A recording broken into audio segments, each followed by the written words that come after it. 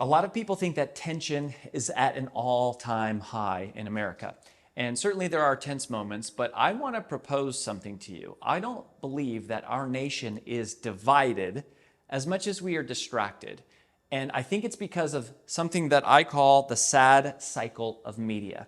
You see, media is not about accuracy.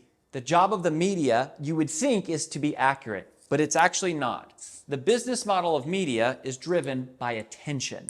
They sell to advertisers. Advertisers pay based on eyeballs. Eyeballs come not from being accurate, but from getting attention. So then the question becomes, is that attention bought or earned? There's only two types of attention.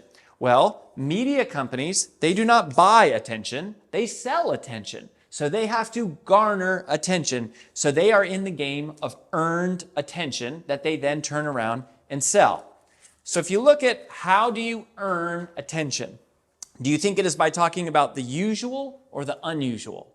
It's definitely the unusual.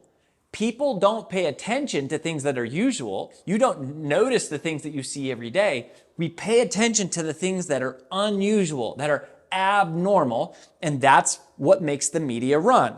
So this is what leads to what I call the sad cycle of media. So what works in media is to be sensational. To be sensational is to be emotional. And specifically, there are two types of emotions that cause people to pay attention: fear and anger. Fear and anger is what attracts the most attention. So the more sensational something is, the more attention it attracts. The more attention it attracts, the more dollars the media company makes from that attention. The more dollars they make, the more they have to become sensational to keep those viewers. And so this becomes the sad media cycle. They become more and more sensational to attract more and more attention to make more and more dollars. The sad cycle of media. So here's what's really happening in the media. You see, most Americans do not live in the extremes. Most of America on a bell curve lives in here. Most of us are reasonable. Most of us are rational. Most of us are logical. Most of us, you don't see fights breaking out every day at the restaurant or just walking down the street. That's not what's happening. But what the news media is reporting on is that the top 1% of what is worst on either side, the left or the right. And this is what they report on because that's what attracts attention. And it's not necessarily because the news media is bad. It's not necessarily because they're evil people. It's because that's what makes their business model work. Their business model is not built on accuracy. Their business model is built on attention. Attention is created by sensationalism, which is reporting at the extremes. Now, I don't want to make it sound like the things they're reporting on aren't happening. They are happening.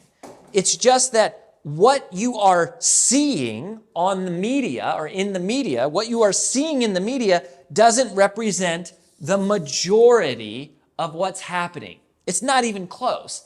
The majority of everyday life is right here. The majority of every Americans are right here. Most Americans are going, this is crazy. This is nonsense. Why is this happening out here?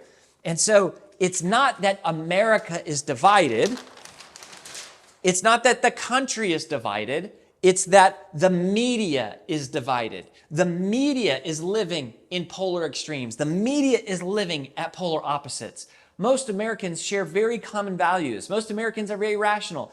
Yes, there's extremists. Yes, there's people who are wild and crazy, but that's really not the same as saying we live in a divided country. Don't let the media convince you that we live in a divided country. We actually, for the most part, do not. Sure, we have differing opinions, but most people are logical and sensible. So, what should you do about this as, a concerned citizen? Number one, focus on the facts. When you're watching news stories and you're listening to reports, pay attention to the facts. Don't focus so much on the opinions, right? The opinions are slanted, the headlines are slanted. Just try to uncover and focus on the facts. Number two, control your attention. That's what focus means. To focus is to control your attention. Don't allow your attention to be taken from you inadvertently. Don't allow yourself to be caught up in mindless scrolling, mindless wandering. Don't go down the rabbit hole. Don't read the 5,000 comments of anger. And that leads to number 3. Don't believe in the extremes. Don't be convinced that we live in a nation where everyone is on the extremes and we all hate each other. It's not true. It's actually not the truth. There is a little bit of truth to it, and that's what you see online. But for the most part, that's not most people. Number 4, be kind. Just be nice. Be kind to one another. Engaging in the rage and the controversy, like that's not actually helping America be any more united. And number 5, I would encourage you to pray. Pray for the country, pray for the leaders, pray for the media. Man, I wish there was another model where media was rewarded for their accuracy rather than attention. But don't be confused. Yes, it's true that we live in a country where people have different opinions. But our country is not diametrically opposed. Our country is not completely divided. The media is divided because it's its business model to be that way. So God bless America and God bless you.